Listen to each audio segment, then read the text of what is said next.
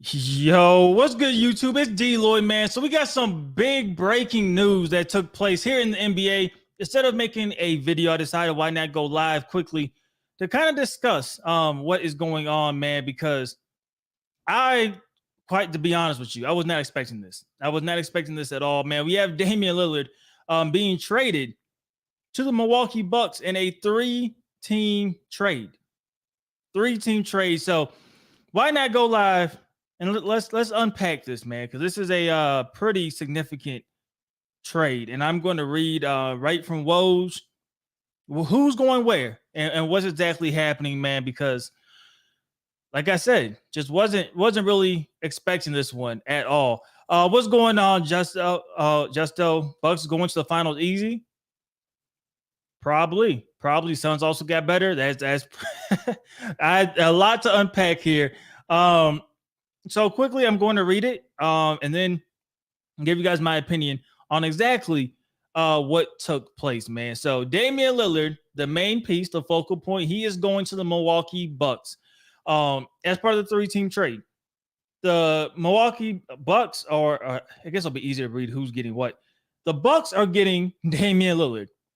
The Portland Trailblazers are getting Drew Holiday, DeAndre Ayton, Tormeny Camera, a 2029 unprotected Milwaukee first-round pick, and an unprotected Milwaukee swap in 2028 and 2030. So that is a lot. That is definitely a lot. What's good, Derek? Welcome to the stream, man. And then the Phoenix Suns are getting Jusuf Nurkic, Grayson Allen, Nasir Little, and Keon Johnson. Man, what just happened? What just happened? I mean, we all knew that this was going to take place pretty soon, right? Because they couldn't not play him with the new NBA resting rules. So we kind of knew that something could take place or that they were going to have to be forced to play Damian Lillard. The Miami Heat were playing hardball. They were saying, we're not giving you all this stuff. I don't care, because they knew Portland pretty much had to trade him. So they were like, we're not going to give you all this stuff. So that made sense. But then we heard other teams. We heard Toronto, and I never really believed the Toronto stuff. You guys heard me say in videos before, Toronto was interested, but I just did not believe that to be a good destination. I don't think that Toronto squad was in a better position to win with Damian Lillard there, especially because they won't have to give up some assets too. I don't think that really moved the needle for you winning a championship. So I didn't believe that too much. We heard that the Hornets could get involved, and we knew the Hornets, with their draft picks, they could be a third team to help facilitate that trade. But I was not expecting Milwaukee. Milwaukee was really the furthest team from my mind. We did make a video and talk about how Giannis has been saying, basically put together a winning team. He's been somewhat threatening that he could be leaving if they didn't put together a winning team. Does that do that? Do you think this team now is in a better position to win with Damian Lillard? You gave up Drew Holiday, and really you gave up pretty much your future, right? Nobody else, I think, really moves the needle. I mean, Grayson Allen, I don't think moves the needle. Yeah, I mean, I'm just looking at what they gave up. They gave up Drew Holiday. You don't have your pick, right? I mean, you're going to have a 2028 and 2030. You swap that with Portland, but you don't control your picks from 2028 to 2030. You lose your 2029 pick. I think it's worth it. You're giving up some stuff, man, but I truly believe that is not a bad deal. And because you got to think, you're probably going to keep, at least for the next contract, right? You would assume you will still be able to keep Giannis with a move like this. But you give up some defense. Drew Holiday's a dog. He's a dog on the defensive end. You do give that up. You give up Allen, who's a good role player. But Damian Lillard, man, that's going to be crazy. It's going to be interesting to see how that exactly works when it comes to the floor spacing. It's worth it. Yeah, I definitely think it's worth it. It's going to be interesting because Damian Lillard is used to having the ball in his hands, right? But Giannis is used to really having the ball in his hands and really leading at the top of the key, right? And trying to get to the basket Are they going to alternate, right? Damian Lillard could play off ball. I believe he could play off ball. He could come off of screens. He could be open for that shot. So that is going to be a little different. Just how is that going to work on court? We have to figure that out. For let's look at this for Portland's standpoint before we get back to Drew Holiday, or not Drew Holiday, to Damian Lillard and the Bucks.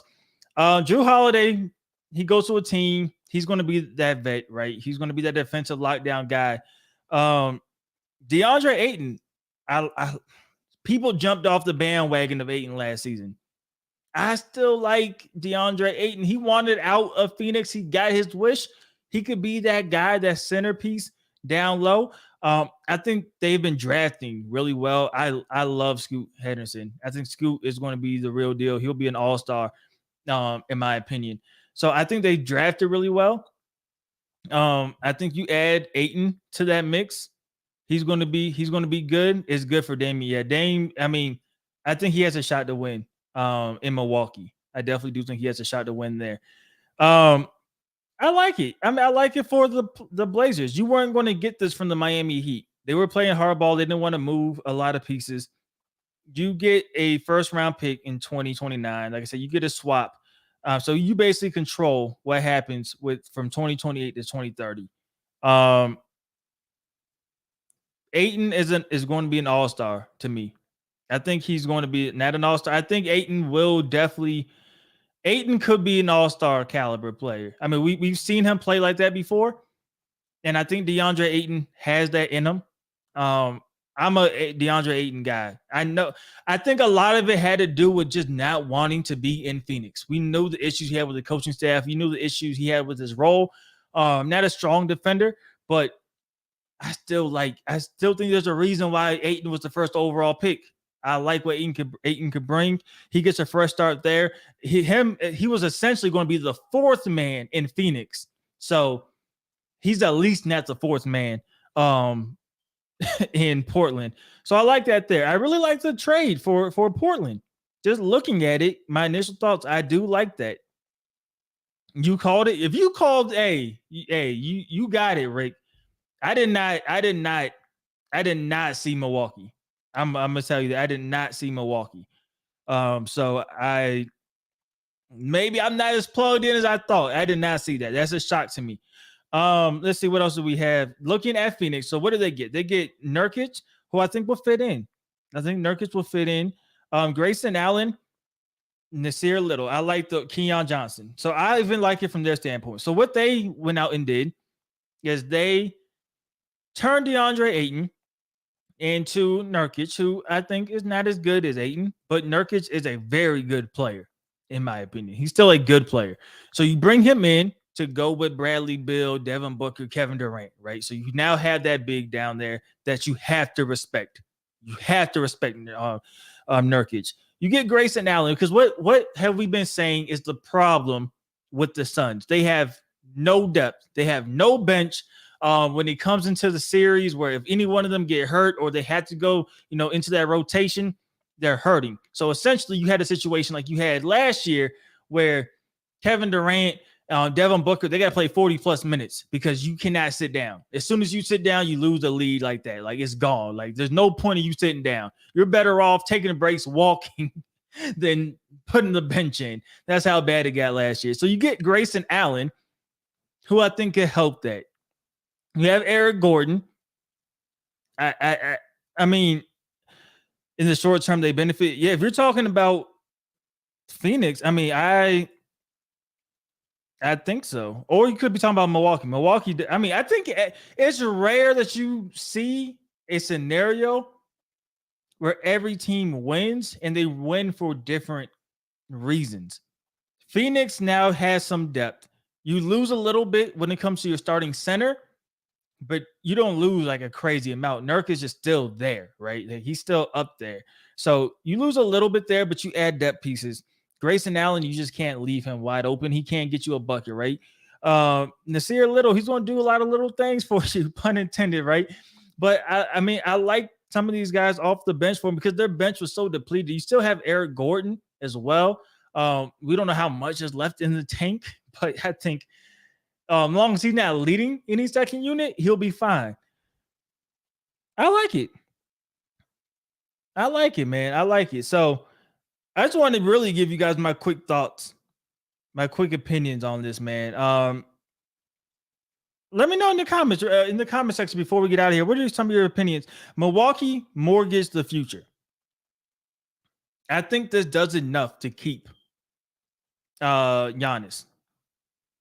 I think this keeps Giannis. Giannis was talking about potentially leaving if they didn't build a winning team.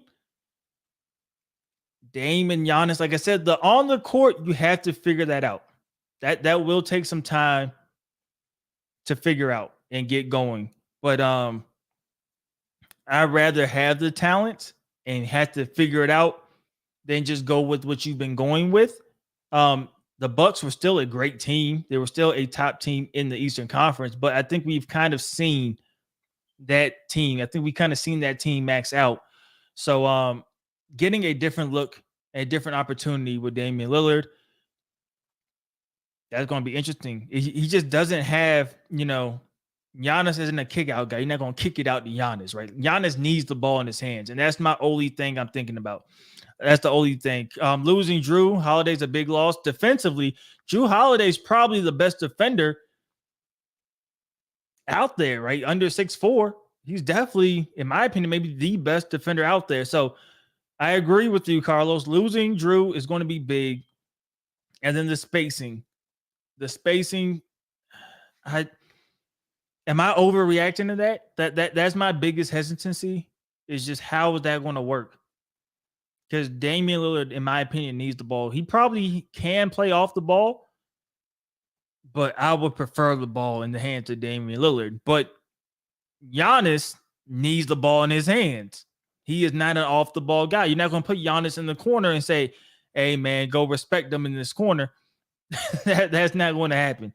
So that's where some hesitancy does take place. I love it for I'm overreacting. Yeah, we'll see. I mean, when in doubt, I'd rather have top talent and have to figure it out instead of not having talent or having the formula we've already seen plateau and then trying to figure out a new change. So I'm not mad at that. I said all three teams, in my opinion, definitely win.